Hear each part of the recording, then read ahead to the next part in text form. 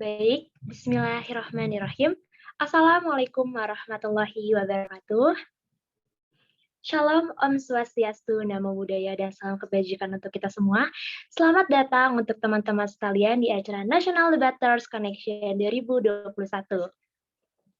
Kepada yang terhormat Bang Febri Indra Gunawan Sitorus yang telah hadir dan berkenan menjadi narasumber kami, yang terhormat Kak Rida Alamili Sangaji selaku Direktur Eksekutif Law Connection, yang terhormat Kak Anjas Rinaldi selaku perwakilan debaters.id, dan yang saya hormati Donan Abad Abdullah selaku Project Manager NDC 2021. Tak kenal maka tak sayang, izinkan saya memperkenalkan diri terlebih dahulu. Nama saya Khalifah Zara Kausar, selaku Master of Ceremony pada malam hari ini. Sebelum kita memulai acara NDC pada malam hari ini, perlu kita ketahui bahwa acara besar ini merupakan kolaborasi antara debaters.id dengan Law Connection. Baik, saya akan mendeskripsikan terlebih dahulu apa sih Law Connection ini. Baik.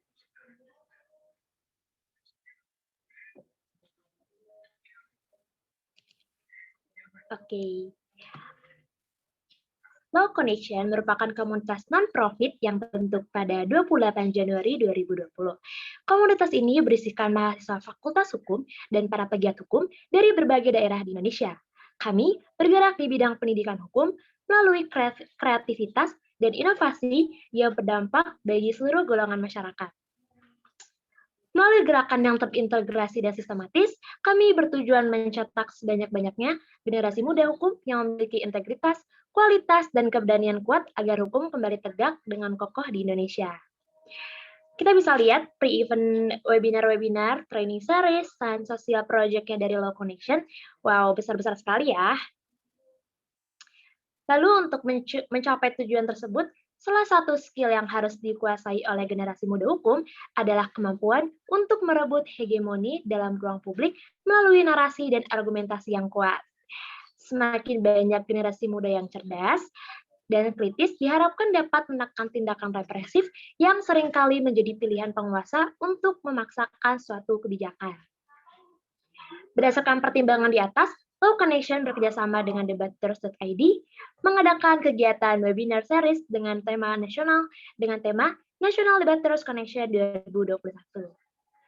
Nah, program ini sebagai sarana untuk memperkuat kualitas, integritas, serta keberanian generasi muda hukum guna memberikan perbaikan hukum di masa yang akan datang. Baik, kita bisa lihat debaters.id-nya di bawah, dan our speaker yang akan terus mengisi di 8 hari yang akan datang di hari selanjutnya.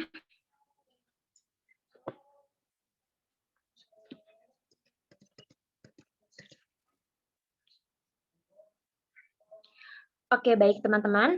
Sebelum memulai acara webinar pada malam hari ini, perlu diperhatikan terlebih dahulu tata tertib berikut. Saya akan bacakan. Yang pertama, peserta dianjurkan untuk memasuki Zoom meeting 30 menit sebelum berlangsungnya sesi acara. Berkenaan dengan kuota partisipan Zoom meeting yang sangat terbatas, jika tidak dapat memasukinya lagi, peserta dapat mengikuti webinar di siaran live channel YouTube Law Connection Official. Yang kedua, peserta wajib berperilaku serta berpakaian yang sopan saat webinar berlangsung. Yang ketiga, peserta wajib menggunakan bahasa yang baik dan benar ketika berkomunikasi dengan lisan maupun pesan di kolom chat. Dilarang menyampaikan hal-hal yang mengandung unsur sara serta menyinggung.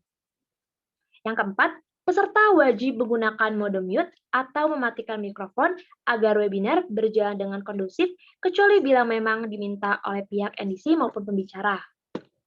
Yang kelima, peserta yang berada di dalam Zoom meeting dianjurkan menyalakan mode kamera demi webinar yang berlangsung secara interaktif. Namun, apabila performa Zoom meeting mulai memburuk, maka peserta akan dimohon untuk mematikan mode kamera.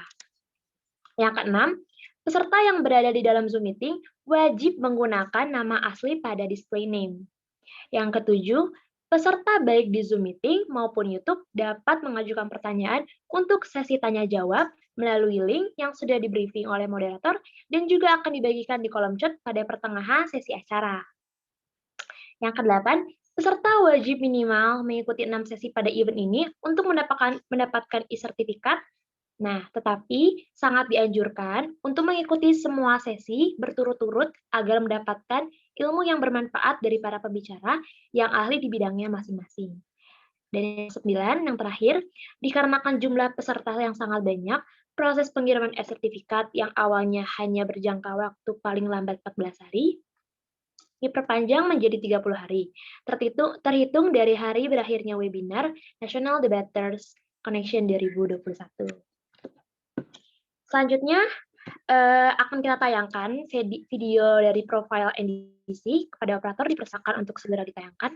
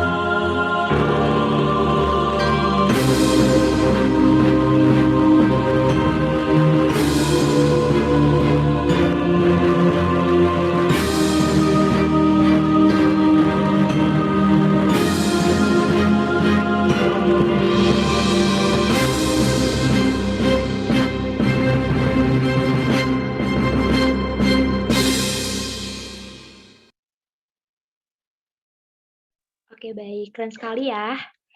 Oke, baik. Sesi selanjutnya adalah kita menyanyikan lagu Indonesia Raya.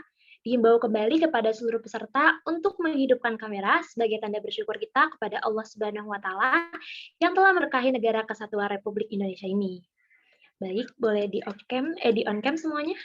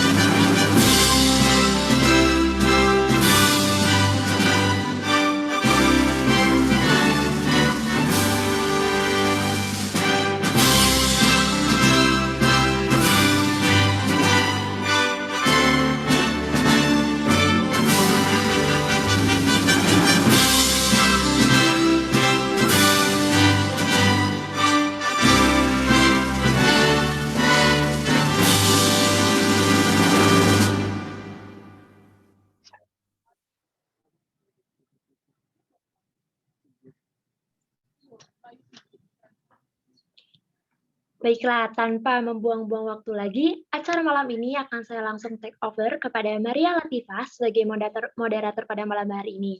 Kira-kira Marianya sudah bergabungkah di ruang Zoom-nya? Halo. Udah kedengeran belum suara aku? Halo, udah masuk kok. Okay. Nah, Maria Latifah ini sebagai moderator pada malam hari ini. Boleh diperkenalkan dulu nih, biar semuanya pada kenal. Oke, halo semuanya. Perkenalkan, nama aku Maria Latifah. Aku mahasiswi Fakultas Hukum Universitas Diponegoro, angkatan 2020. Dan hari ini aku dipercayai untuk menjadi moderator. gitu teman-teman. Oke, mungkin Oke, sambil nunggu Bang Febri, aku boleh perkenalin tentang Bang Febri dulu kali ya. boleh banget dong.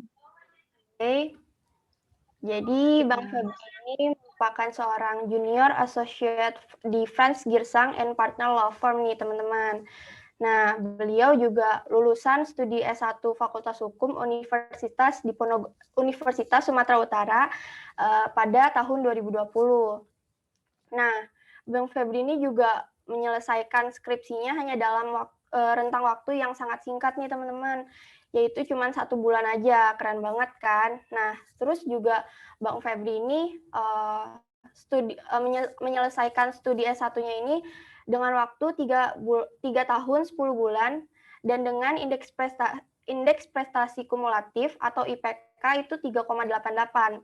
Nah, Bang Febri ini juga menjadi wisudawan terbaik dengan IPK tertinggi di Fakultas Hukum USU, teman-teman. Nah, selain itu juga Bang Febri ini punya banyak sekali nih pencapaian-pencapaian yang telah diraih. Nah, mungkin bakal aku bacakan beberapa pencapaian yang telah diraih oleh Bang Febri.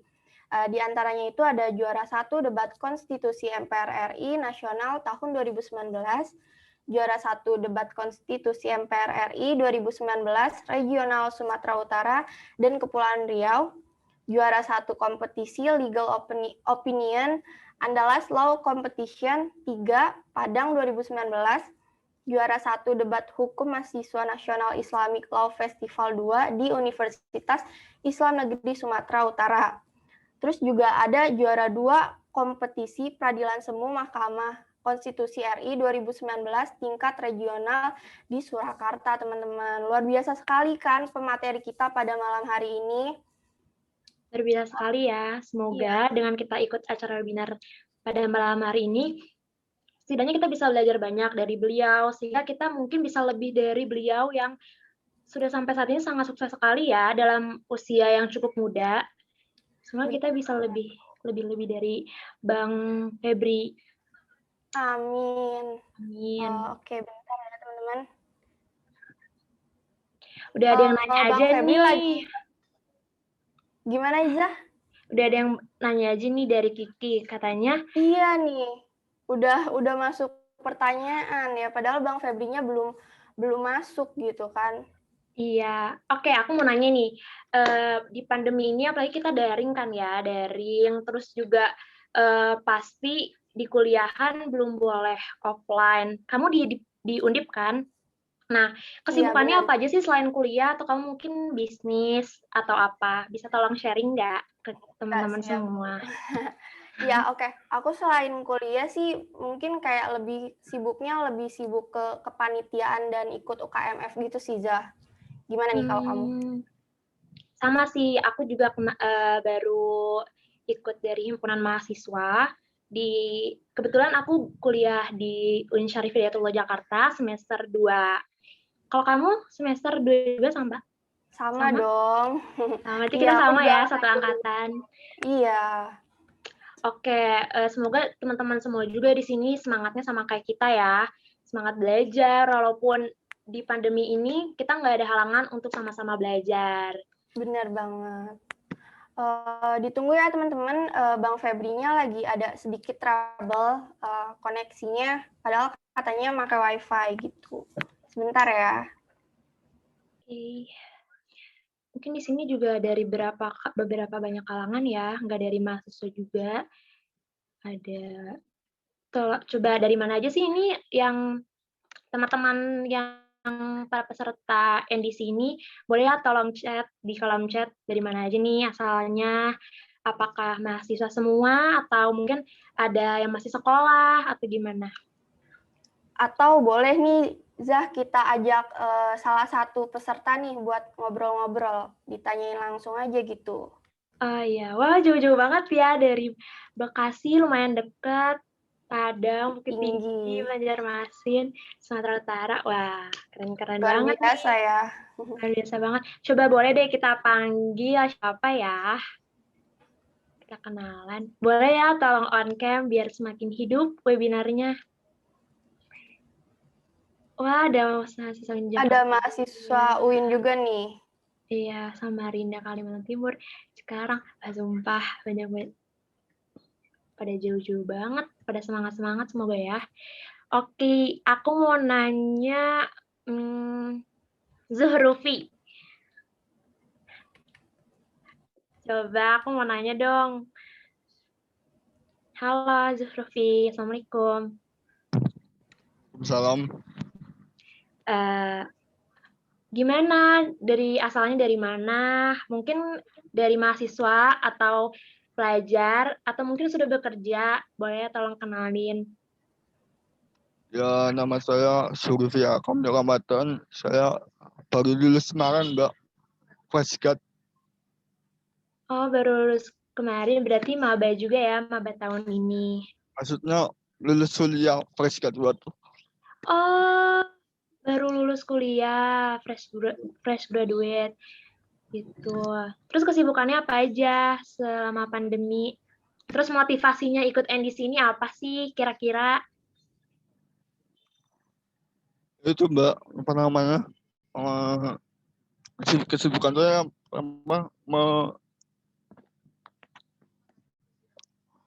mereview materi-materi yang udah lalu gitu. Terus disambi latihan soal.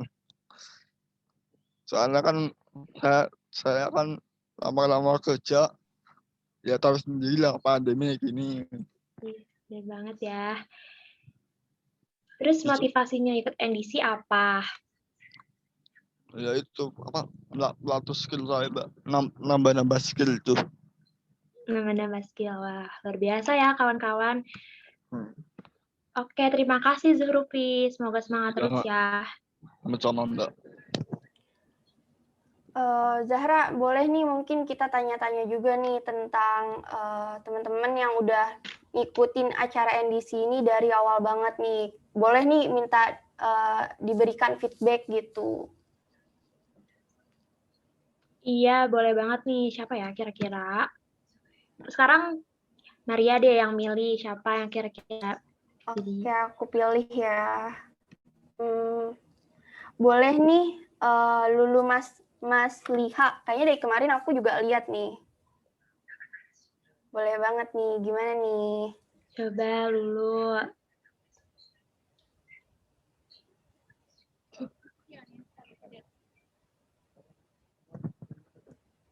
Kak Lulu Mas Liha nih gimana nih? Apakah bisa on mic?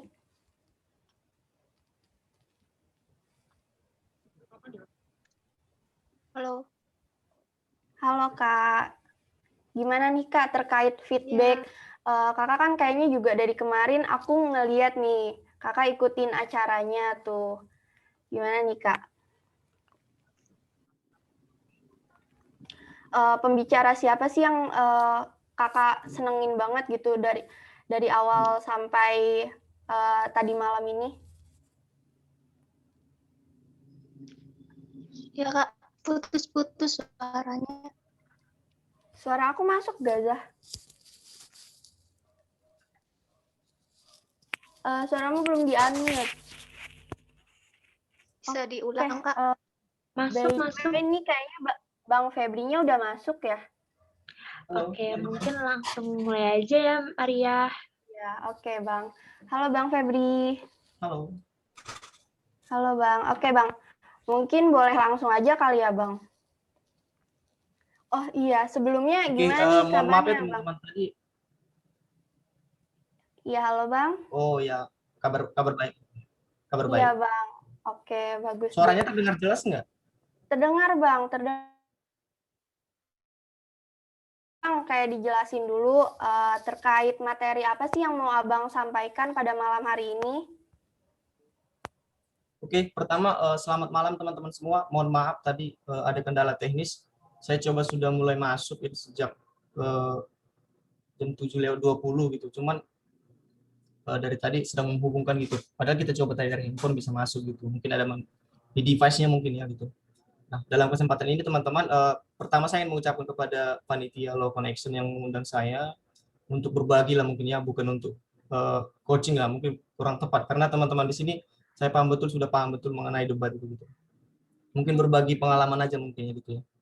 Dalam kesempatan ini saya akan menyampaikan beberapa hal mungkin terkait dengan saya ingin coba taat terhadap tor yang dikirimkan oleh panitia Kerangka Cuan gitu. Karena saya diminta untuk menyampaikan materi terkait dengan membangun argumentasi hukum gitu ya. Jadi saya akan coba sesuai dengan pengalaman saya. Mohon maaf nanti ketika teman-teman punya pandangan yang berbeda ya silahkan gitu, karena itu hal yang biasa gitu. Dan mudah-mudahan juga apa yang saya sampaikan di sini tidak mengulangi apa yang telah disampaikan oleh pembicara sebelumnya, karena sebelumnya kan sudah ada beberapa pembicara gitu, dan pembicara-pembicara yang sangat komplit gitu, yang mulai dari Bapak Rocky Gung sama Bang Ihsan Alias semalam. Nah, di sini saya akan coba untuk membantu presentasinya. Mohon izin teman-teman bisa share screen dulu. Baik, Bang. Oke, teman-teman, sambil nunggu share screen-nya keluar, mungkin aku boleh ngingetin ke teman-teman nih, kalau misal nanti mau nanya-nanya, boleh banget langsung ditanyakan di kolom chat, dan kalau misal sudah sesi tanya-jawab juga boleh banget nih kalau misal mau langsung raise hand dan nanya langsung ke Bang Febri. Oke, Bang. Langsung aja, Bang. Boleh dimulai nih, Bang.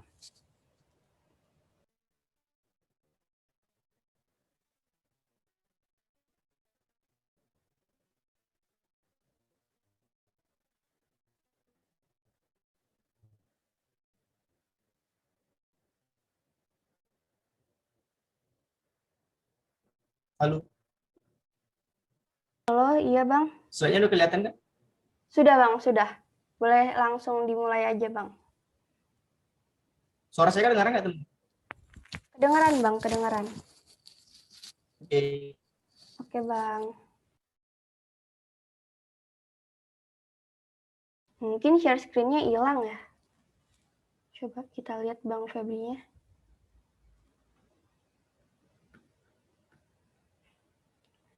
Oke, teman-teman ditunggu dulu ya. Bang Febri-nya mungkin lagi ada kendala. Halo, Bang.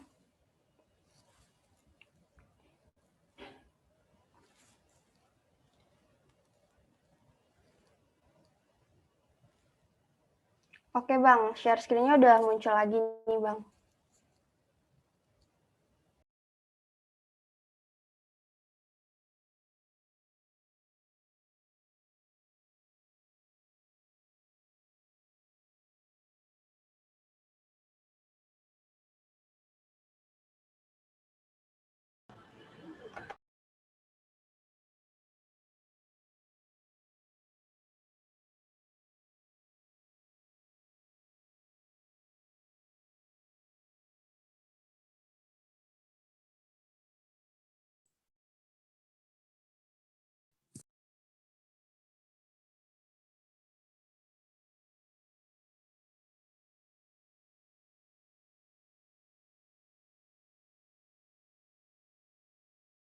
Halo, Bang Febri.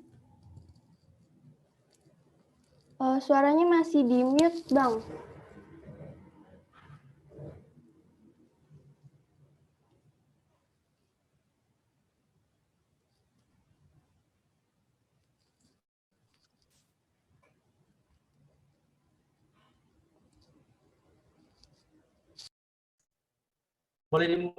Udah bisa dimulai?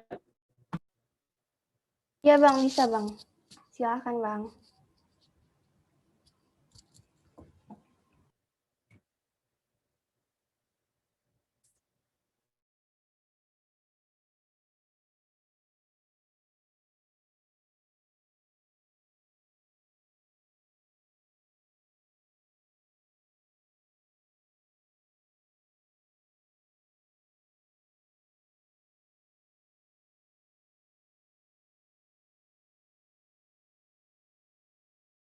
Halo, Bang Febri.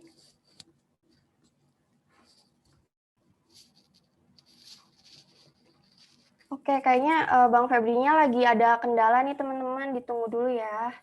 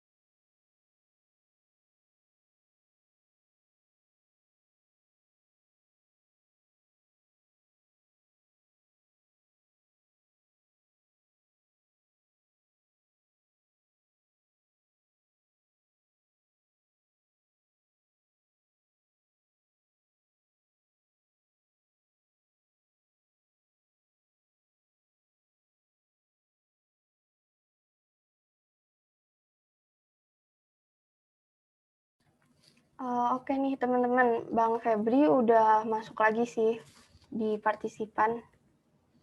Halo Bang Febri. Sekarang kedengaran nggak? Kedengeran Bang, kedengeran. Saya coba dari device komputer nggak bisa masuk. Oke, nggak apa-apa Bang. Oke. Saya bisa bantu share screen aja dulu ya. Maaf. Iya boleh Bang.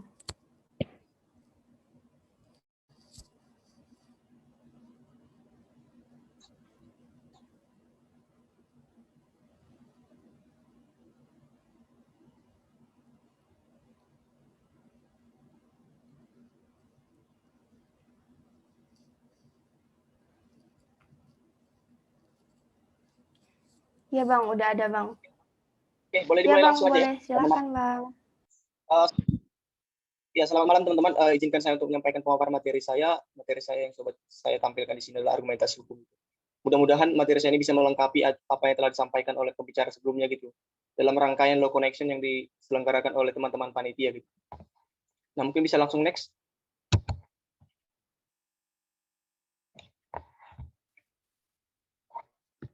Panitia bisa next.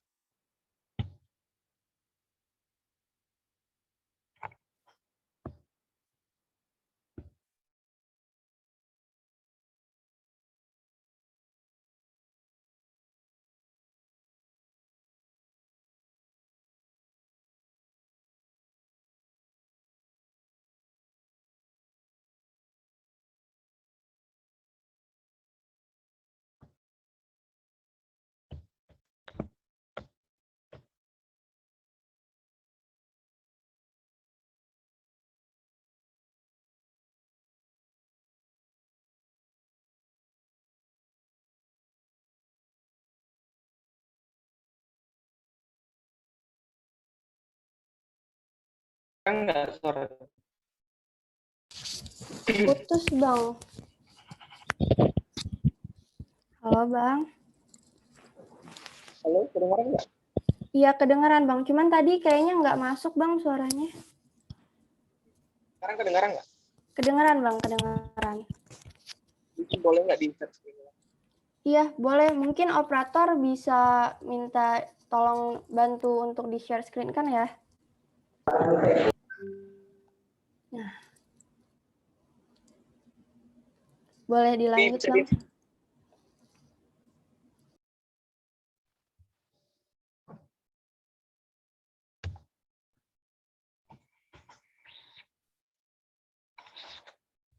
Boleh di next nggak teman-teman?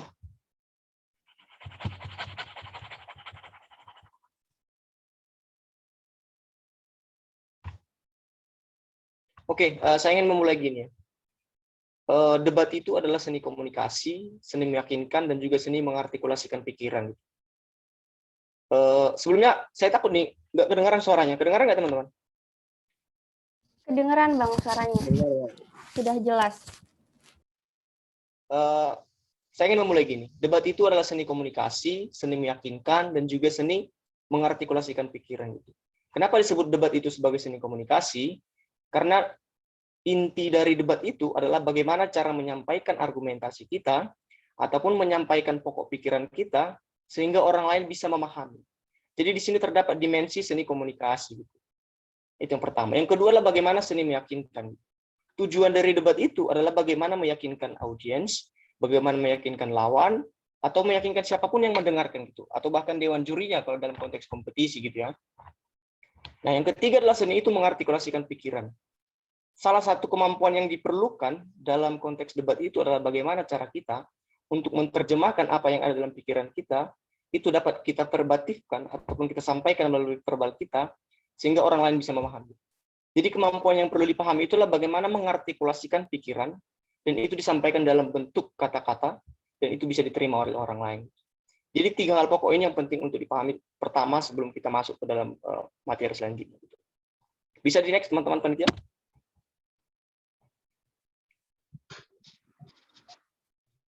Oke, di sini ada beberapa pembahasan yang mungkin akan kita bahas.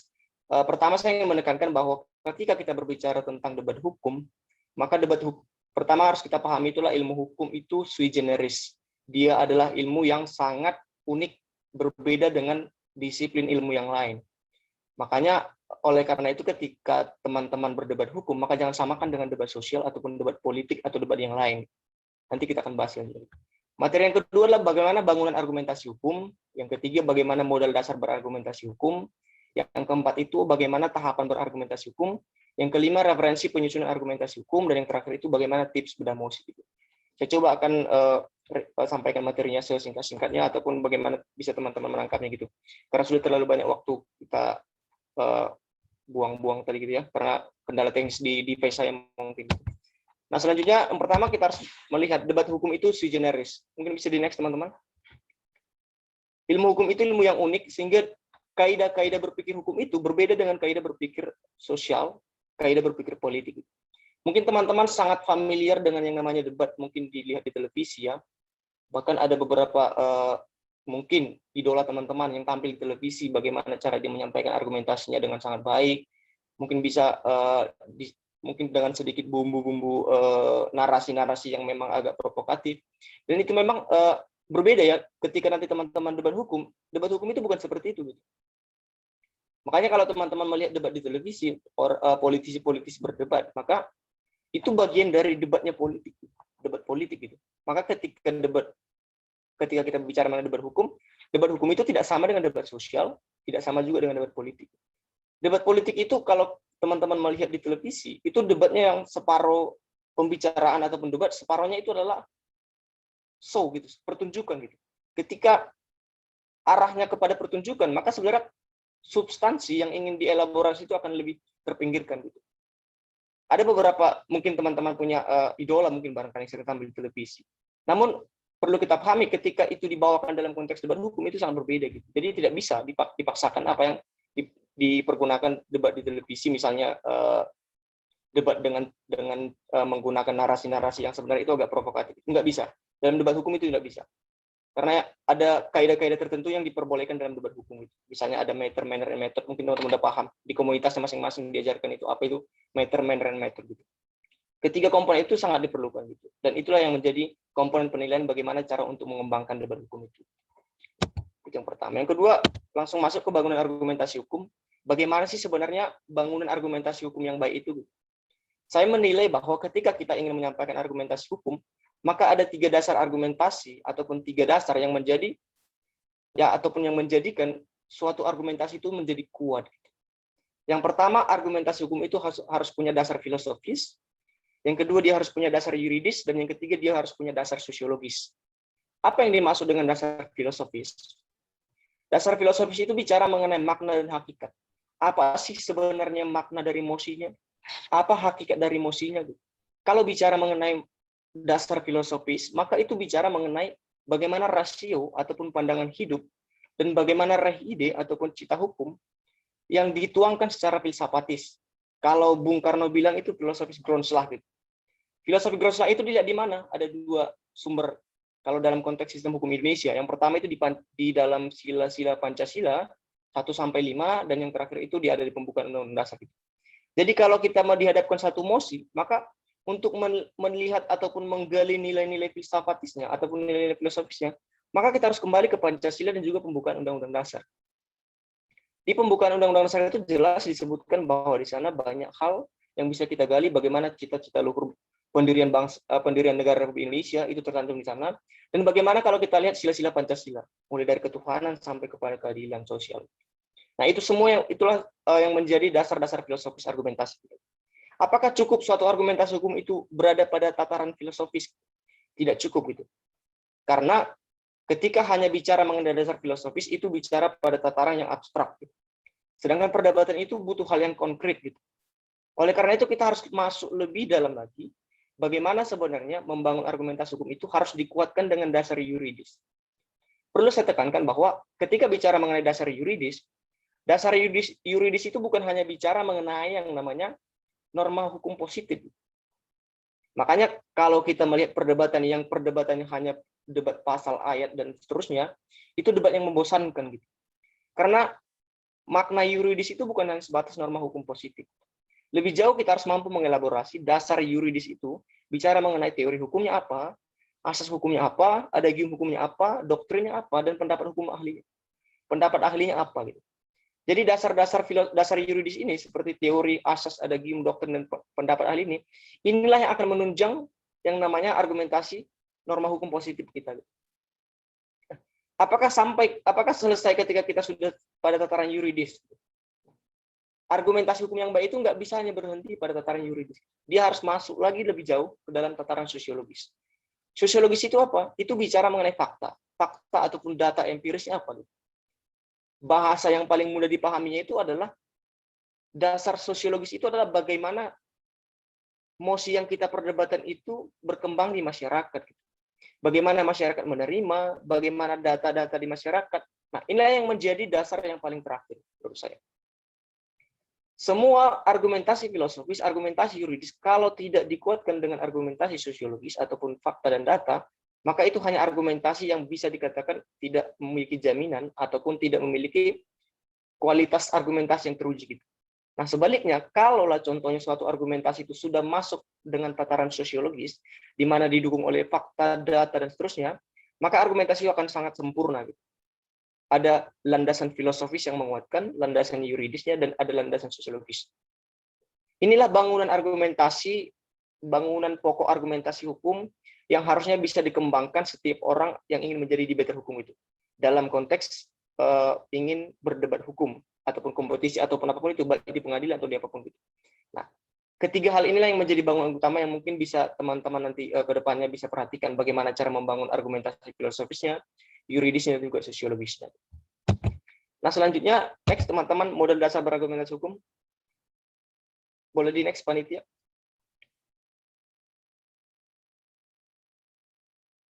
Halo?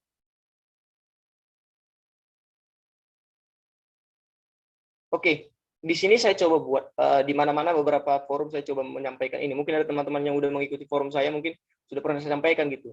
Tapi saya akan sampaikan juga di sini. Gitu. Karena memang bagi saya ini penting, ketika kita ingin berargumentasi hukum, bagaimana cara kita untuk berargumentasi itu, inilah modal dasarnya menurut saya gitu. Mungkin teman-teman nanti punya coaches ataupun pelatih ataupun trainer yang lain, mungkin punya pandangan yang berbeda, ya itu silakan sah-sah saja gitu.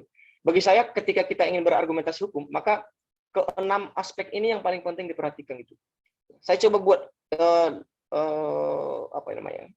yang di bawah yang diberi tanda merah, area-area yang merah itu yang menjadi dasar ataupun elemen yang paling pokok ketika kita ingin berargumentasi hukum. Pertama itu adalah logika dan penalaran. Semua orang pasti punya logika, ya karena itu adalah anugerah dari Tuhan yang Maha Kuasa. Pasti. Soal apakah yang paling tajam atau tidak itu tergantung lain, gitu. Berbeda. Itu beda konteks gitu. Yang pasti setiap orang. Nah, ketika sudah punya logika dan penalaran, apakah cukup gitu? Tidak cukup debat hukum itu hanya pakai logika ataupun penalaran gitu. Selanjutnya kita harus menguasai yang namanya konsep-konsep hukum gitu ya. Konsep hukum itu apa gitu? Ini bicara mengenai dasar-dasar dalam ilmu hukum gitu. Mungkin teman-teman yang masuk fakultas hukum itu akan belajar yang namanya pengantar ilmu hukum, ilmu negara, dan seterusnya. Mata kuliah di semester 1 itu biasanya bicara mengenai konsep gitu. Apa sebenarnya konsep hukum itu? Konsep hukum itu adalah sesuatu yang dikonsepkan by hukum gitu. Misalnya, teman-teman pasti diajari di fakultas hukum yang namanya subjek hukum itu apa gitu. Itu bagian dari konsep hukum gitu. Peristiwa hukum itu apa? Gitu. Itu bagian dari konsep hukum. Gitu. Misalnya Jakwar Neming itu apa? Itu bagian dari konsep hukum. Hak itu apa? Kewajiban itu apa? Itu bagian dari konsep hukum. Gitu. Ketika kita ingin berdebat ataupun berargumentasi hukum, maka yang paling penting kita kuasai pertama adalah bagaimana kita memahami konsep-konsep hukum. Jangan sampai kita maju ke panggung perdebatan, tapi kita nggak memahami konsep-konsep hukum. Misalnya nanti kita berdebat, misalnya sekarang yang lagi ramai diperbincangkan gitu, masa jabatan presiden 3 periode gitu. Kita berbicara mengenai masa jabatan presiden 3 periode, kita berdebat, tapi kita nggak paham dasar-dasar teorinya ataupun konsep-konsep hukum yang mendasarinya. Misalnya sistem pemerintahan yang presidensial. Bagaimana sebenarnya sistem presidensial itu? Itu konsep-konsep hukum yang perlu kita pahami ketika kita ingin berdebat. Yang dua ini, yang dalam area merah ini menurut saya yang paling penting pertama. Ketika kita sudah menguasai ataupun memahami yang dua ini, maka kita berangkat naik ke tahap yang selanjutnya, ke tahap yang hijau gitu. Bagaimana kita menguasai asas, teori, doktrin hukum, adagium dan seterusnya, itu bagian yang selanjutnya gitu. Setelah kita menguasai asas teori dan doktrin hukum, kita menguasai dasar-dasar keahlian hukum. Gitu. Dasar-dasar keahlian hukum itu bicara mengenai apa gitu? Misalnya kalau kita bicara mengenai debat, misalnya dalam konteks hukum tata negara, kita harus paham hukum tata negara, hukum administrasi negara, hukum perdata, hukum pidana, seterusnya. Itu dasar keahlian hukum. Gitu. Itu di atas konsep hukum gitu ya. Konsep hukum itu paling dasar gitu. Jadi ketika kita masuk ke fakultas hukum semester 1, pasti kita yang pertama diajari adalah konsep hukum. Makanya banyak dosen-dosen itu yang berpendapat bahwa ketika kita sebenarnya di fakultas hukum semester 1, kalau bisa diusahakan dosen yang mengajar kita itu adalah profesor hukum. Karena meletakkan dasar-dasar itu sangat susah. Gitu. Dasar-dasar itu adalah konsep hukum. Gitu. Ketika kita sudah menguasai konsep-konsep hukum, ke depannya kita akan gampang. Gitu. Ketika kita paham konsep hukum, maka kita akan paham dasar-dasar keahlian hukum. Itu akan mengikut secara otomatis. Gitu. Nah, ketika kita sudah menguasai area yang hijau ini, maka kita naik ke atas lagi gitu, untuk mengimprove kemampuan debat hukum kita gitu. Yang kelima adalah bagaimana kita menguasai kemampuan analogi gitu. Bagaimana cara kita menganalogikan situasi yang ingin kita sampaikan dengan suatu peristiwa-peristiwa yang sering terjadi di sekitar kita gitu. Jadi hal-hal ataupun konsep-konsep ataupun situasi yang ingin kita sampaikan bisa kita analogikan dengan situasi yang sering terjadi di sekitar kita gitu. Sehingga apa? Lawan bicara kita ataupun lawan debat kita ataupun debat bisa dengan gampang memahami yang namanya pesan ataupun inti yang ingin kita sampaikan gitu. Jadi kemampuan analogi adalah kemampuan penunjang dalam debat hukum gitu. Logika dan penalaran tadi, logika penalaran dan konsep hukum itu adalah sesuatu yang fundamental. Di atas fundamental ini ada area hijau, asas teori dan doktrin, masuk ke dasar keahlian, dan di atasnya lagi ada kemampuan analogi, di atasnya lagi ada kemampuan bagaimana kita menguasai bahasa hukum gitu. Ini kemampuan pelengkap. Gitu. Ketika kita menguasai bahasa hukum, maka semakin argumentasi ataupun nilai plus kita di depan juri itu akan semakin tinggi gitu. Kenapa? Karena bahasa hukum itu susah loh dimengerti gitu. Kita paham betul bahasa hukum itu banyak bahasa-bahasa dari luar gitu. Misalnya bahasa Belanda, bahasa Latin dan seterusnya gitu. Ketika kita menguasai bahasa-bahasa hukum, itu akan menjadi nilai plus. Dengan arti kata itu menunjukkan bahwa ketika kita menguasai bahasa hukum, kita sangat siap dalam mempersiapkan mosi itu gitu. Bahkan sampai bahasa-bahasa hukum pun kita paham. Gitu. Bagi saya, inilah yang menjadi modal dasar ataupun 6 modal dasar ketika kita ingin berargumentasi hukum.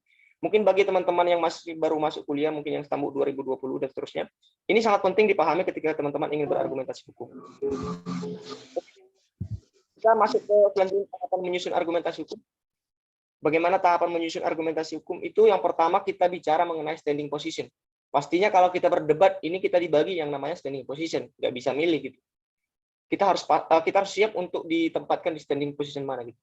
Ketika kita sudah menentukan standing position, maka kumpulkan fakta hukum sebanyak-banyaknya teman-teman.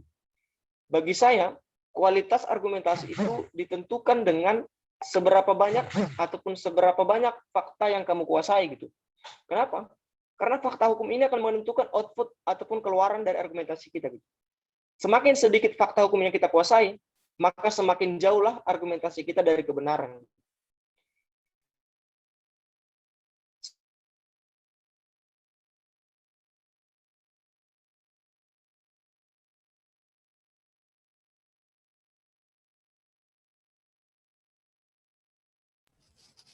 Semakin banyak fakta hukum yang kita kuasai dan argumentasi kita. Kuncinya yang pertama, cari data sebanyak-banyaknya. Cari fakta hukum sebanyak-banyaknya. Karena ini akan sangat menentukan bagaimana kualitas argumentasi kita. Yang ketiga, ketika kita sudah menguasai fakta hukum, maka kita akan masuk ke bagaimana perumusan masalah. Kita udah paham nih fakta hukumnya gitu. Kita coba rumuskan masalahnya. Apa sih sebenarnya masalahnya gitu? Dari rumusan masalahnya kita coba telusuri norma-norma hukumnya gitu. Apa sih norma-norma hukumnya? Norma hukum dalam artian bukan sebatas aturan positif ya, tapi juga mengenai teori, doktrin dan tadi gitu, sampai ke asas-asas gitu. Setelah kita sudah mengumpulkan semua ini sampai norma hukum, maka kita coba rumuskan dasar argumentasi kita. Setelah kita sudah memahami dasar argumentasi hukum, kita coba analisis gitu. Fakta hukumnya kita analisis, rumusan masalahnya, norma-norma hukumnya, dan selanjutnya kita konstruksikan argumentasi kita bagaimana sih sebenarnya mosi perdebatan ini gitu. Kita coba konstruksikan. Dari hasil konstruksi ini kita akan sampai kepada kesimpulan nantinya. Nanti mungkin teman-teman bisa dibaca lebih lanjut di bagian slide aja mungkin ya. Nah, selanjutnya di next yang paling umum ketika kita ingin membangun argumentasi, ini bukan hanya dalam konteks debat, baik itu legal memorandum, legal opinion, dan seterusnya, itu menggunakan model FIRAC. FIRAC. Fakta, isu, regulasi, analisis, konklusi gitu. Ini sangat umum gitu. Pertama fakta dulu. Ketika kita dihadapkan dengan satu isu ataupun masalah hukum ataupun mosi hukum, faktanya dulu kita cari.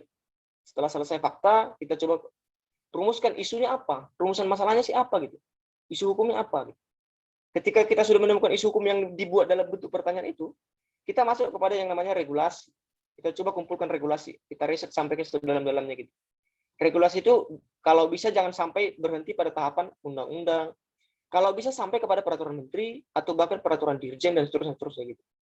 Nah, semakin banyak kita kumpulkan regulasi, semakin banyak kita kumpulkan fakta, maka analisis kita akan semakin kuat gitu. Nah, yang kelima ataupun keempat itu adalah analisis. Setelah analisis kita masuk kepada kesimpulan ataupun conclusion gitu. Nah, selanjutnya mungkin teman-teman bisa di next langsung. Bagaimana apa sih referensi menyusun argumentasi hukum gitu? Menyusun argumentasi hukum itu bagi saya ada referensi ataupun sumber-sumber hukum yang perlu kita perhatikan gitu. Nah, mungkin bisa di next panitia. Nah, kalau kita bicara mengenai metode penelitian hukum, itu kan ada dua jenis data ya, ataupun metode penelitian secara umum gitu. Ada yang namanya data primer, ada yang namanya data sekunder gitu ya. Data primer ini apa? Ini kita peroleh dari sumber pertama, misalnya wawancara, kuesioner, ataupun observasi dan seterusnya gitu. Kalau kita bicara mengenai hukum, penelitian hukum ataupun argumentasi hukum, ini sangat jarang kita yang namanya menggunakan data primer sebagai data acuan gitu. Kenapa? Karena ini bisa digunakan dalam konteks penelitian saintek ya. Data itu diperoleh dari sumber pertama gitu, ataupun penelitian sosial misalnya gitu. Yang paling sering kita gunakan itu adalah data sekunder gitu. Jenis data sekunder itu adalah jenis data yang sudah siap digunakan ataupun dalam artian sudah siap pakai gitu loh. Kita bisa lihat ataupun kita bisa lihat penyajian data sekunder ini di misalnya jurnal, buku dan seterusnya gitu. Data sekunder ini yang paling sering kita gunakan ketika kita ingin membangun argumentasi hukum gitu. Mungkin bisa di next panitia. Data sekunder itu bagi saya ada 3 hal ya. Pertama, bahan hukum primer, bahan hukum sekunder, dan juga bahan hukum tersier gitu. Bahan hukum primer itu apa gitu? Bahan hukum primer itu ada 2. Pertama, kita bicara mengenai hukum nasional. Kalau kita bicara mengenai bahan hukum primer dalam konteks hukum nasional, kita bicara mengenai pasal 7 Undang-Undang P3. Undang-Undang Pembentukan Peraturan Perundang-undangan. Pasal 7 Undang-Undang Nomor 12 Tahun 2011 itu telah mengamanatkan dengan jelas jenis dan hierarki peraturan perundang-undangan. Itulah hukum nasional. Mulai dari Undang-Undang Dasar, TAP MPR, Undang-Undang, Perpu, Peraturan Pemerintah, Peraturan Presiden, Peraturan Daerah Provinsi, Peraturan Daerah Kabupaten, sampai ke peraturan yang lebih rendah. Ataupun yang lebih di bawahnya lagi. Ini semua bahan hukum primer yang sifatnya hukum nasional. Di samping itu, di samping hukum nasional, kita juga perlu memperhatikan hukum internasional. Misalnya ketika mosi perdebatan itu bicara mengenai ada dimensi internasional. Kita perlu melihat konvensi internasional, bagaimana konvensi yang telah diratifikasi ataupun tidak diratifikasi, yang berlaku secara universal. Itu perlu kita perhatikan. Misalnya konvensi Wina, konvensi dan seterusnya. Cukup banyak konvensi yang perlu teman-teman perhatikan. Itu sangat tergantung kepada mosi perdebatannya nanti gitu. Itu bahan hukum primer. Kita berangkat selanjutnya, data sekunder itu jenis yang kedua adalah bahan hukum sekunder. Bahan hukum sekunder ini seperti apa gitu? Asas-asas hukum, adagium hukum, doktrin hukum, pendapat hukum. Nah, ini semua bisa kita lihat dalam jurnal, buku, makalah. Dalam artian bahan hukum sekunder ini bisa kita lihat dalam karya-karya ilmiah. Baik itu karya ilmiah yang dipublikasi ataupun karya ilmiah yang kita sajikan sendiri gitu. Nah, inilah bahan hukum sekunder. Nah, selanjutnya bahan hukum tersier. Ini sebagai tambahan pelengkap gitu ya. Kamus hukum. Biasanya kita merujuk kepada Black's Law Dictionary misalnya. Ada lagi misalnya merujuk kepada pengertian-pengertian di Merriam-Webster Dictionary gitu. Ensiklopedia hukum, kamus hukum dan seterusnya. Itu bahan hukum tersier untuk mengartikan ataupun mendefinisikan frasa-frasa ataupun redaksional dalam suatu mosi gitu. Jadi itu sangat penting gitu. Data sekunder yang 3 inilah yang menjadi data yang kita olah, teman-teman. Pertama bahan hukum primer, bahan hukum sekunder, dan juga bahan hukum tersier. Ini dalam konteks hukumnya gitu. Di samping data sekunder ini, perlu juga kita perhatikan yang namanya data gitu. Data itulah yang paling penting sebenarnya dalam membangun argumentasi hukum itu. Saya akan tekankan berulang-ulang bahwa ketika kita ingin berdebat hukum, maka yang paling penting untuk kita lihat itulah bagaimana datanya gitu. Makanya mungkin teman-teman sering mendengarkan anak hukum itu bicara mengenai fakta gitu kan. Mungkin teman-teman pasti sangat sering mendengarkan senior-senior kita mungkin orang hukum itu bicaranya fakta gitu, bukan asumsi gitu. Dan itu memang benar gitu. Ketika kita bicara mengenai argumentasi hukum, kita bicara mengenai faktanya gitu. Fakta itu kita analisis berdasarkan peraturan perundang-undangan. Next, mungkin teman-teman. Bagaimana tips membedah emosi? Barangkali mungkin ini yang terakhir. Mungkin bisa kita lebih lanjut di elaborasi tanya jawab gitu ya. Saya melihat bahwa ketika kita ingin membedah mosi, ketika kita dihadapkan dengan satu mosi, kita perlu melihat beberapa tahapan ini gitu. Ada 8 tahapan menurut saya yang penting kita perhatikan dalam konteks tahapan bedah mosi sampai kita kepada membangun argumentasi gitu. Kalau contohnya kita diperhadapkan dengan satu mosi, maka yang paling pertama kita perhatikan adalah bagaimana cara kita untuk menentukan variabel mosi gitu. Misalnya nih, kita dihadapkan dengan mosi yang namanya pembubaran Komisi Pemberantasan Korupsi gitu. Maka kita harus tentukan variabel-variabel mosinya gitu. Variabel yang pertama yang mungkin bisa kita lihat, kita bedah dari mosi pembubaran Komisi Pemberantasan Korupsi adalah pertama pembubaran. Yang kedua adalah Komisi Pemberantasan Korupsi. Ini adalah 2 variabel yang berbeda gitu. Kita pisah dulu nih variabelnya gitu. Nah, langkah yang kedua adalah ketika kita sudah memisahkan variabelnya, maka kita coba definisikan variabelnya itu apa. Apa sih makna variabelnya gitu? Pembubaran itu apa? KPK itu apa sih gitu? Untuk mendefinisikan ini sebisa mungkin kita cari pertama definisi yang diatur dalam peraturan perundang-undangan.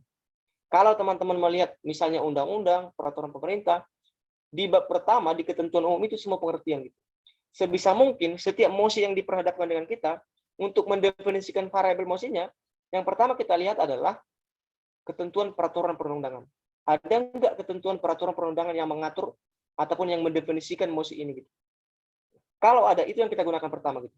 Kalau tidak ada, maka kita berangkat kepada kamus hukum atau pengertian yang diberikan oleh para ahli gitu. Atau yang disebutkan dalam ensiklopedia gitu. Atau yang paling rendahnya mungkin KBBI gitu. Itu nilai definisi itu yang paling rendah itu dalam debat hukum bagi saya itu KBBI gitu. Sebisa mungkin yang pertama adalah dari peraturan perundang-undangan. Lihat ketentuan umum dalam berbagai peraturan perundangan. Yang kedua, kita lihat bagaimana pendapat ahli, kamus hukum. Nah, kalau tidak ada di yang ketiga ini atau yang keempat ini, baru kita berangkat ke yang namanya Kamus Besar Bahasa Indonesia gitu. Setelah kita mendefinisikan setiap variabel mosi, yang langkah yang ketiga adalah bagaimana cara kita untuk menggabungkan variabel itu dan kita definisikan secara holistik. Kita definisikan secara menyeluruh. Apa yang dimaksud dengan mosinya gitu. Dari situ kita bisa memahami apa maknanya, apa sih sebenarnya latar belakangnya, dan apa tujuan lahirnya mosi. Itulah langkah yang ketiga, bagaimana cara kita untuk mendefinisikan mosinya. Setelah kita sudah memahami makna mosinya, hakikat mosinya, latar belakangnya, tujuan mosinya muncul, maka kita coba rumuskan pro dan kontranya gitu. Bagaimana sih cara merumuskan pro dan kontra yang efektif? Bagi saya cara untuk yang pertama kali untuk merumuskan pro dan kontra yang pertama adalah bagi saya ini mindset yang paling sederhana bagi saya. Cari sisi positif dan sisi negatifnya. Kalau contohnya emosinya muncul, pembubaran KPK. Cari sisi positifnya. Apa sih untungnya kalau KPK itu dibubarkan? Dan sebaliknya juga, cari sisi negatifnya. Apa kerugiannya ketika kita membubarkan KPK. Itulah yang menjadi embrio kita untuk menyusun sistem argumentasi pro dan kontra gitu. Kelebihan-kelebihan itu yang menjadi pro dan kekurangan itu yang menjadi kontra gitu. Inilah yang bagaimana cara kita yang paling awal untuk merumuskan pro dan kontra gitu. Ini alur yang perlu kita pahami. Yang keempat. Yang kelima, ketika kita sudah memahami apa yang namanya argumentasi pro dan kontra dalam artian kita sudah menemukan kelebihannya dan kita sudah menemukan kekurangan dari mosi, maka kita coba dudukkan basis argumentasinya. Dasarnya itu apa? Dudukan mosi kita apa gitu. Contoh nih, pembubaran KPK misalnya. Kalau kita di tim pro, ini mau kita bawa kemana mosi ini gitu? Apakah kita memang mau membubarkan KPK secara murni, atau kita membubarkan KPK, tapi kita membentuk lembaga baru misalnya? Itu dudukan argumentasi. Itulah basis argumentasi. Perlu.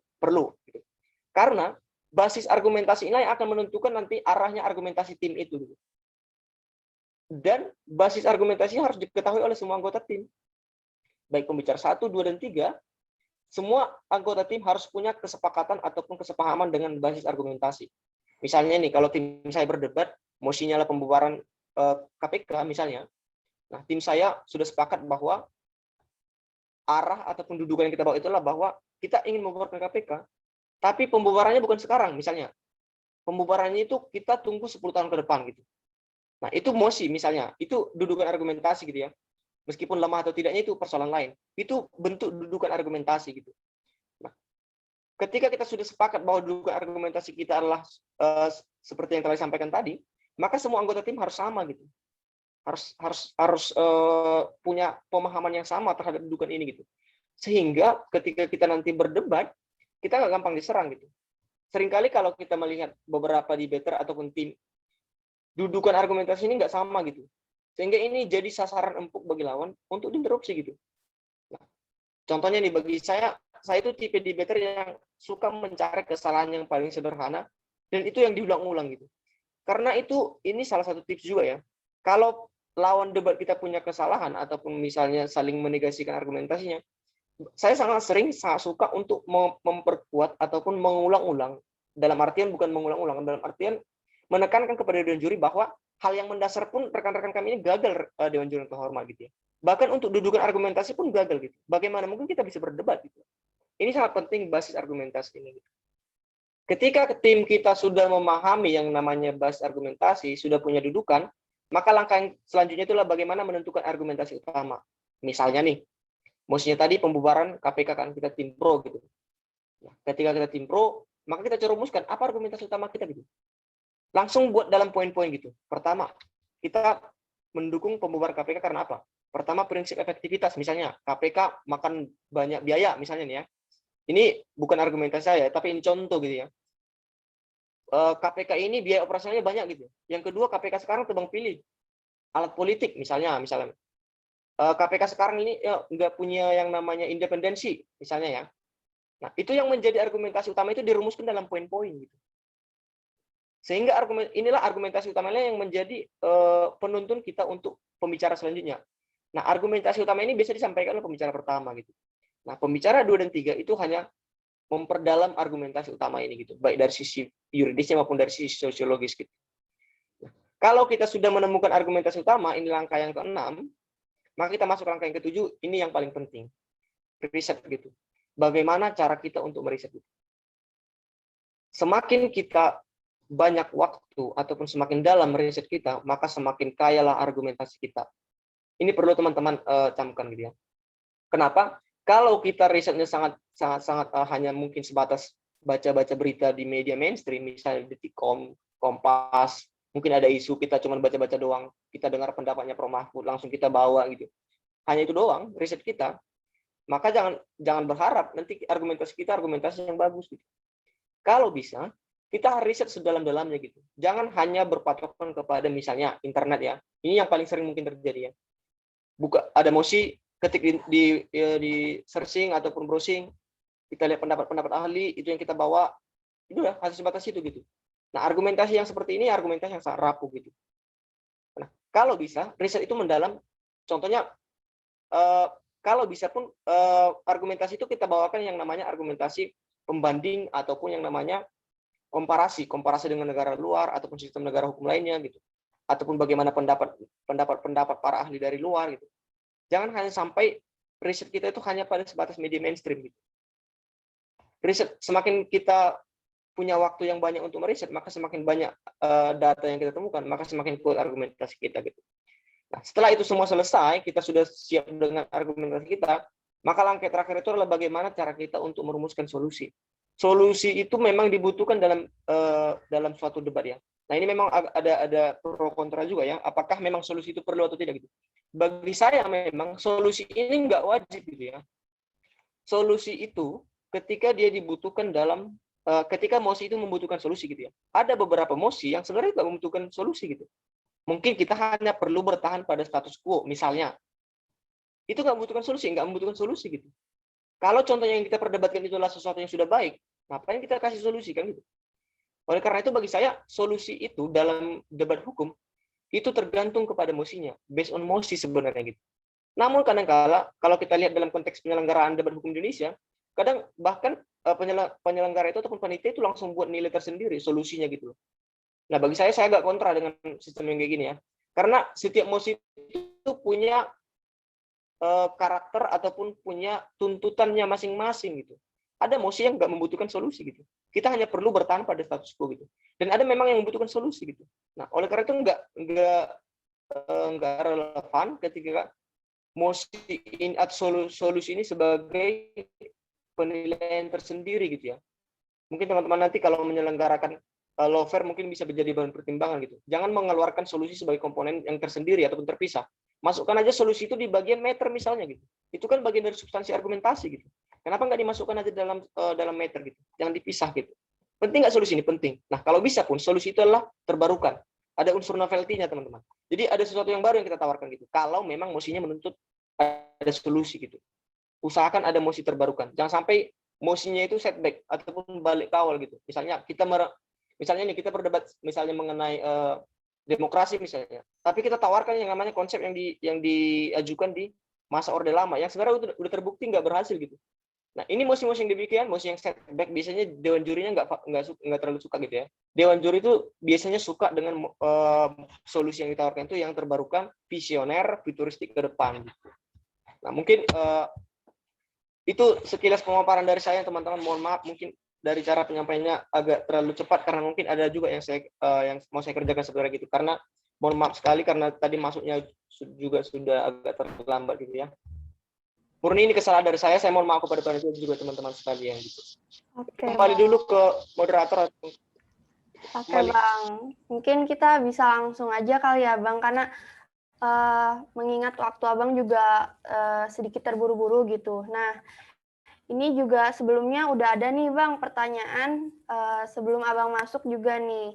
Pertanyaannya dari Kiki, Bang. Pertanyaannya itu, bagaimanakah kalau dalam suatu debat hukum, tapi bahan untuk debat kompetisi hukum sudah tidak ada atau tidak memadai atau tidak siap dalam menghadapi lawan debat, baik sebagai pihak pro maupun sebagai yang berperan sebagai yang berlawanan atau kontra dalam suatu tema atau judul tertentu pada kompetisi hukum. Kayak gitu, Bang.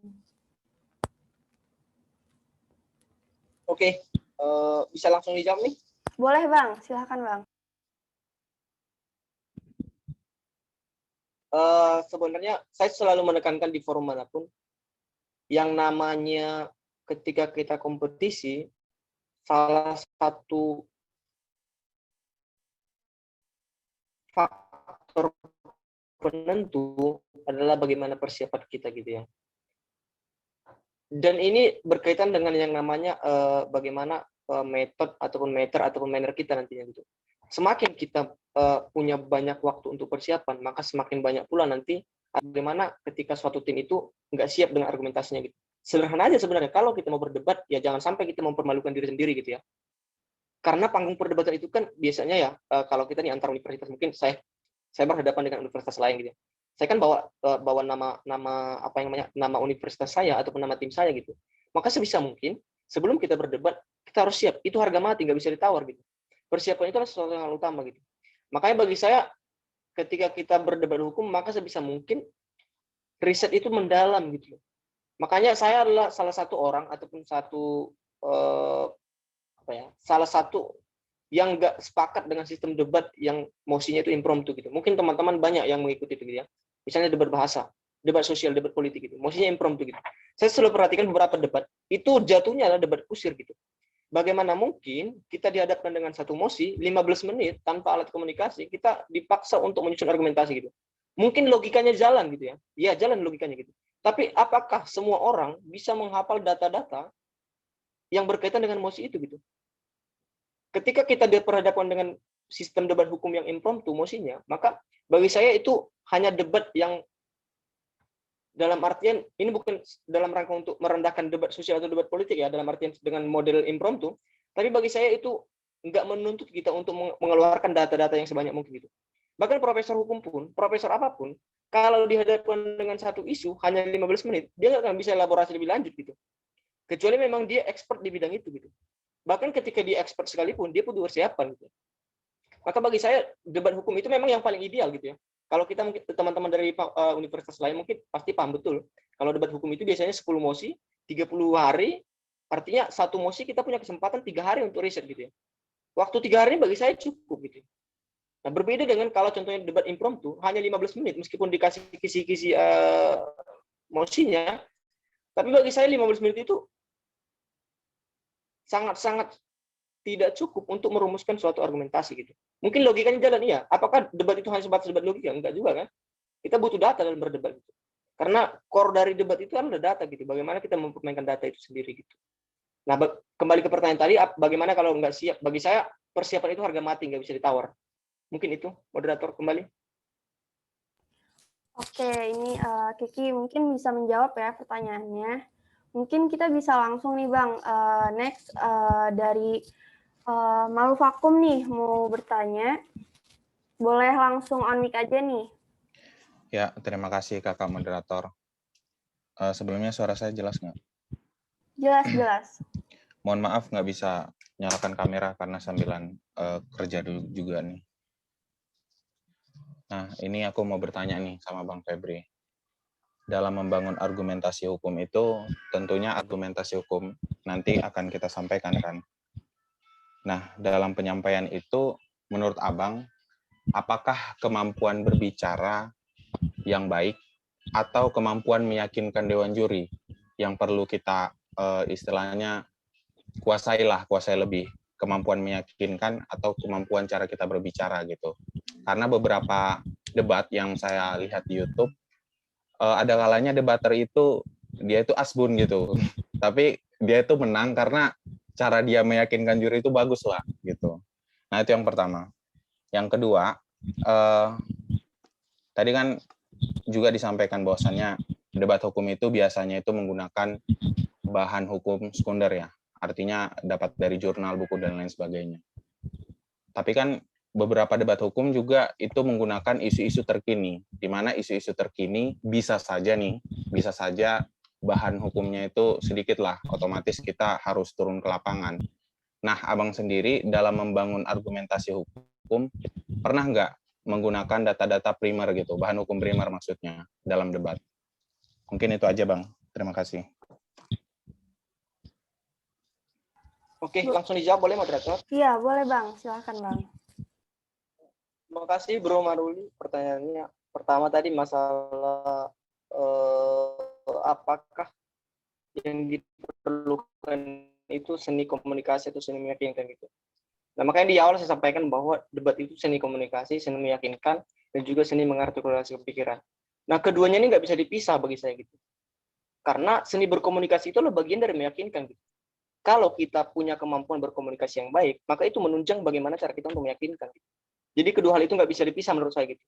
Terlepas apakah ada debater yang sebenarnya dia bagus public speakingnya bagus, tapi isinya mungkin diragukan atau dipertanyakan, itu soal berbeda gitu. Makanya sebisa mungkin debater itu dituntut untuk yang pertama kali adalah bagaimana kemampuan public speaking. Karena itu adalah bagian dari komunikasi. Debat itu komunikasi, debat itu meyakinkan, dan itu nggak bisa dipisah gitu. Nah, itu yang pertama. Yang kedua adalah soal data primer tadi ya, bahan data primer gitu ya. Harus dibedakan juga data primer dan juga bahan hukum primer gitu. Data primer itu data yang diperoleh dari sumber pertama misalnya. Nah, kalau contohnya tadi mosinya, misalnya nih, mosi yang diangkat itu adalah mosi terbarukan gitu. Mungkin belum terlalu banyak yang mengulas misalnya gitu ya. Tapi kan semua isu hukum yang berkembang itu punya dasar teorinya gitu. Pasti semua isu-isu yang berkembang itu punya dasar teori gitu. Sehingga kita nggak perlu langsung turun ke lapangan. Misalnya kalau kita mau membahas atau memperdebatkan masa jabatan 3 periode misalnya, masa jabatan presiden 3 periode misalnya nih, kita nggak perlu turun ke lapangan gitu. Ini kan isu yang baru gitu. Mungkin tulisan-tulisan orang pun masih sedikit ya gitu. Tapi kan kita punya dasar teori untuk membangun argumentasi tentang masa jabatan 3 periode. Apakah dari sisi teori demokrasinya, apakah dari teori kekuasaan, apakah dari sisi teori efektivitas kekuasaan atau pemerintahan, itu bisa kita bahas, elaborasi gitu. Riset terhadap teori-teori ini yang perlu diperlukan gitu. Dan kita bagi saya nggak terlalu urgent untuk mengambil data primer gitu. Kan nggak lucu dong kalau kita mau berdebat, kita buat penelitian dulu nih gitu, turun ke lapangan gitu. maksudnya nggak terlalu urgent untuk kita turun ke lapangan hanya untuk mempersiapkan bahan untuk berdebat gitu. Makanya saya sarankan kalau berdebat itu ya pakai data sekunder aja gitu.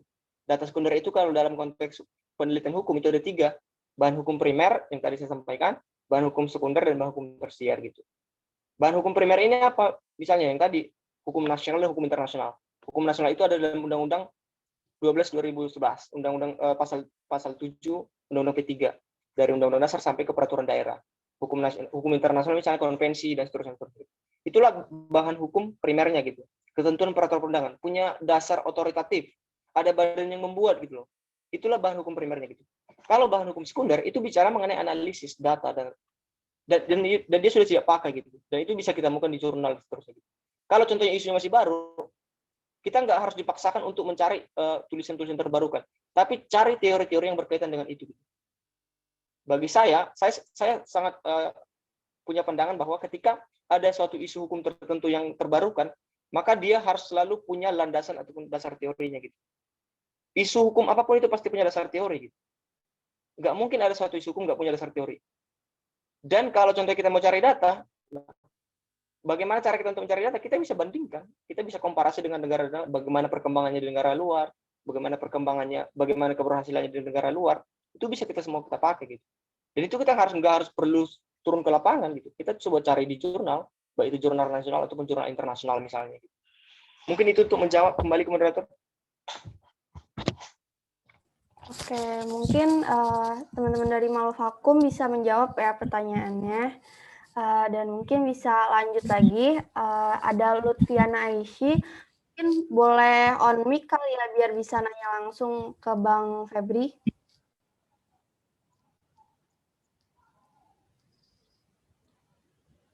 Kepada Lutfiana Aishi. Halo, suara saya masuk? Iya, halo, udah terdengar, Kak. Boleh langsung aja, Kak, nanya ke Bang Febri. Oke. Maaf sebelumnya nggak bisa menyalakan kamera. Terima kasih moderator atas kesempatannya. Saya mau bertanya mengenai debat hukum ketika kita menghadapi suatu mosi di mana itu mengenai lebih ke solusi tentang prosedur medis misalkan. Kan saya sendiri sedang mengkaji tentang eutanasia, Bang. Nah, itu kita membawakan solusinya itu lebih kita bawa ke arah hukum juga atau mending terkait dengan medisnya juga, Bang. Itu aja. Terima kasih moderator. Oke, bisa langsung dijawabkan Iya, moderator. boleh langsung dijawab aja Bang Febri. Iya, boleh Bang. Saya yakin ini sudah punya pengalaman ataupun sering berdebat ini. Karena memang yang kita dapati di lapangan itu ketika kita ingin berdebat ataupun kita ingin menawarkan solusi, memang kendalanya di situ. Apakah kita perlu teknis atau hanya sekedar menyampaikan solusi doang gitu kan? Nah, itu dilema memang. Tergantung apakah nanti jurinya menginginkan yang mana sebenarnya itu. Karena debat itu lagi-lagi kembali kepada dewan juri sebenarnya gitu. Nah, saran saya sebenarnya kalau bisa kita menyampaikan solusi itu bisa detail dan bisa ditangkap dewan juri dan itu applicable gitu. Dalam artian itu bisa diterapin gitu. Intinya di situ gitu. Solusi yang disampaikan itu adalah solusi yang memang bisa diterapin dalam artian dia bukan solusi yang asal-asalan, dalam artian nggak mungkin bisa diterapin gitu. Makanya cari sebisa mungkin solusi yang disampaikan itu adalah solusi yang applicable, bisa diaplikasikan. Itu yang pertama. Yang kedua tadi soal euthanasia, kalau kita bicara dari sisi hukumnya itu hanya bicara regulasi bagi saya gitu ya. Contoh nih, apakah kita masih mengakui euthanasia itu sebagai sesuatu yang legal di Indonesia atau enggak gitu. Itu kan hanya perdebatan kalau dalam perdebatan hukumnya itu hanya bicara norma gitu. Nah, bagi saya kalau ini diangkat dalam satu mosi, memang kita harus perlu untuk menyampaikan sisi medisnya gitu. Karena kalau kita bicara mengenai euthanasia, ini kan sangat berkaitan dengan bagaimana cara eksekusinya gitu kan. Apakah dengan obat, apakah dengan itu teknis gitu. Kalau bisa, itu kita bisa sampaikan gitu. Sama halnya dengan mosi misalnya kebiri kimia gitu ya. Kalau kita dihadapkan dengan mosi kebiri kimia, kita juga perlu sampaikan hal-hal teknisnya gitu. Misalnya jangka waktunya seperti apa, jangka waktu obat ataupun jangka waktu kebiri kimia itu berapa lama kita akan dijatuhkan kepada si pelaku gitu ya. Itu perlu gitu. Kenapa? Karena itu bagian dari bagaimana cara kita untuk memahamkan dewan jurinya bahwa solusi yang kita sampaikan adalah solusi yang benar-benar nyata, real, dan bisa diterapin gitu. Semakin kita bisa menyampaikannya dari sisi teknisnya, bahkan sampai ke medisnya, itu akan gampang dan mudah diterima oleh dewan jurinya gitu. Bagi saya, kalau contohnya bicara mengenai euthanasia, itu bukan bicara soal hukum lagi gitu, tapi itu bicara mengenai teknis medisnya gitu. Dan itu kalau bisa sebisa mungkin kita harus sampaikan teknisnya gitu. Tapi kalau untuk contohnya misalnya nih, ada beberapa mosi yang melibatkan ataupun menuntut kita misalnya hukum acara nih ya. Contohnya kemarin ada beberapa lomba di Airlangga kalau saya coba mengikuti itu finalnya gitu ya. Perdebatannya kalau nggak salah itu bisa misalnya mengenai pembubaran ormas gitu ya. Pembubaran ormas ini bagaimana agar efektif harus tetap melalui pengadilan gitu ya. Nah, kita memang dituntut untuk membuat suatu hukum acara yang sebenarnya kita tetap mengedepankan prinsip peradilan, tapi dia cepat gitu loh. Nah, ini kan butuh suatu desain hukum acara yang baru, saudara kan. Apakah kita perlu untuk menjelaskan secara detail desain hukum acara barunya? Kan nggak perlu gitu. Karena nggak cukup waktunya. Kita diberikan waktu 5 menit ataupun 7 menit gitu. Nggak mungkin kita bisa sampaikan desain hukum acara yang baru gitu. Nah, yang paling gampang untuk menyebutkannya, mungkin kita bisa sebutkan langsung. Kita mengedepankan konsep hukum acara speedy trial, misalnya. Peradilan cepat gitu. Pasti dewan jurinya paham tuh, apa speedy trial gitu. Dan kita nggak perlu sampaikan secara detailnya apa speedy trialnya berapa lama, 7 hari, atau siapa hakimnya, seterusnya. Itu nggak perlu gitu. Yang penting kita sampaikan speedy trial, tapi tetap mengedepankan peradilan. Gitu. Pembubaran ormas tetap melibatkan pengadilan di awal, tapi dengan konsep hukum acara ataupun desain hukum acaranya itu speedy trial misalnya. Gitu. Dan nggak perlu kita jelasin sampai sedetail-detailnya gitu. Mungkin itu sih, mungkin bisa barangkali mudah-mudahan bisa menjawab. Kembali moderator. Oke, kalau Lutfiana mungkin semoga bisa menjawab ya jawaban dari Bang Febri. Dan mungkin teman-teman aku kasih kesempatan untuk satu kali lagi nih untuk pertanyaan penutup ya. Boleh langsung aja kalau mau bertanya langsung raise hand aja ya.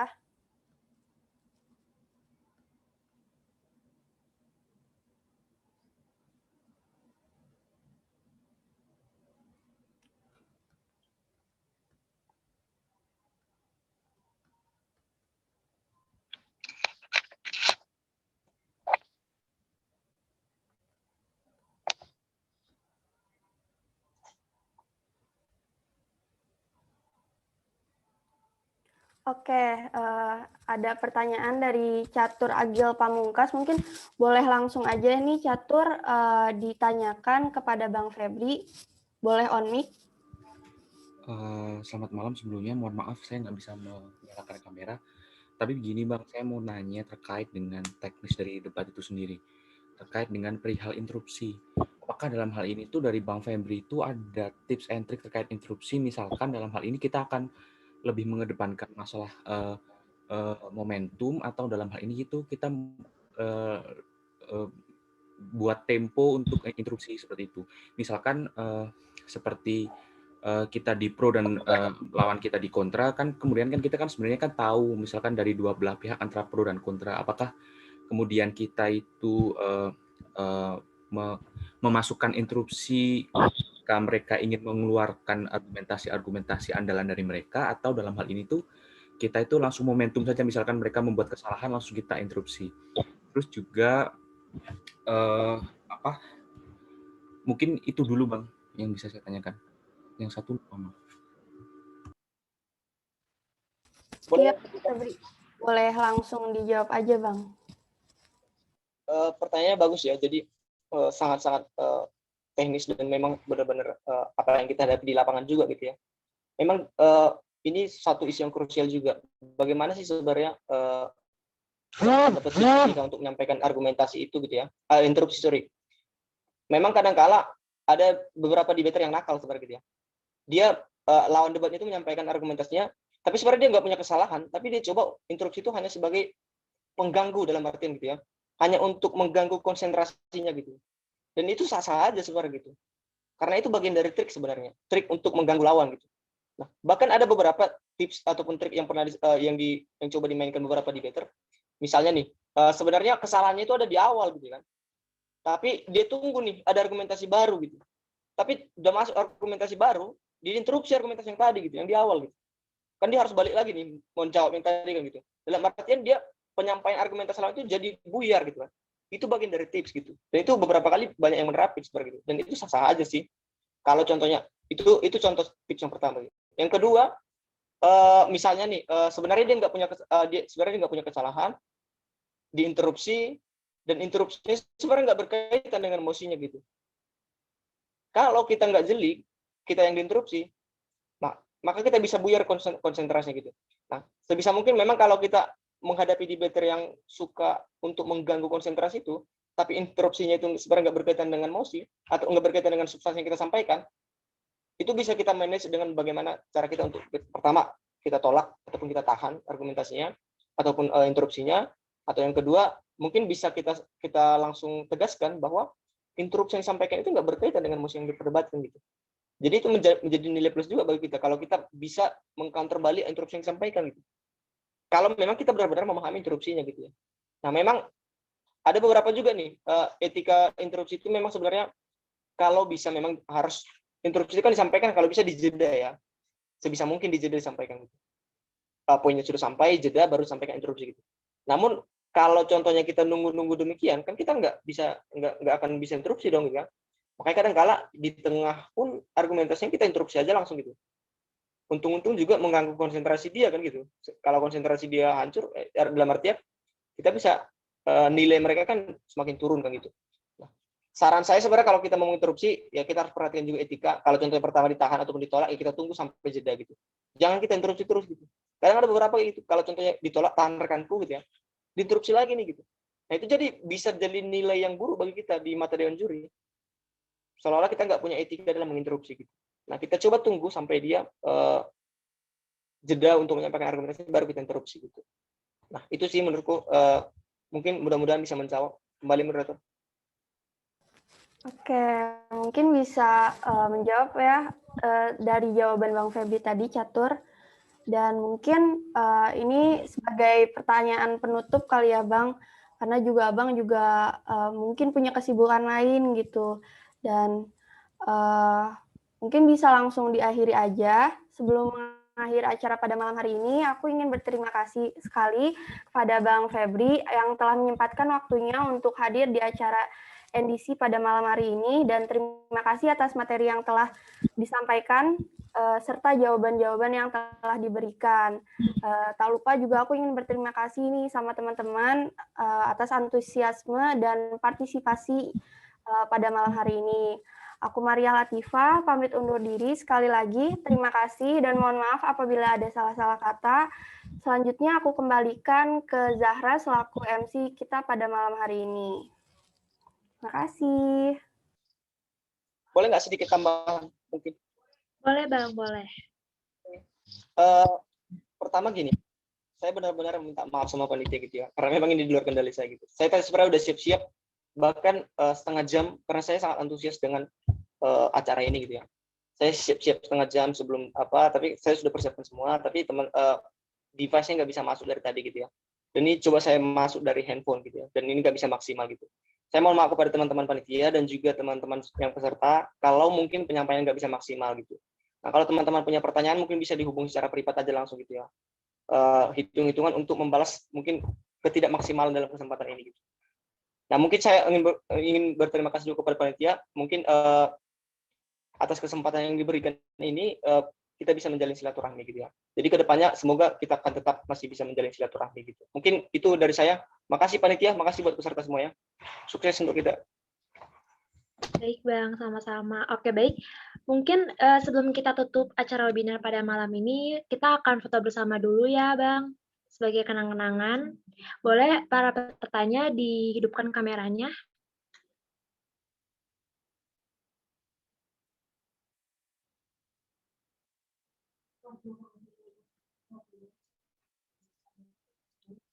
Boleh dibuka kameranya.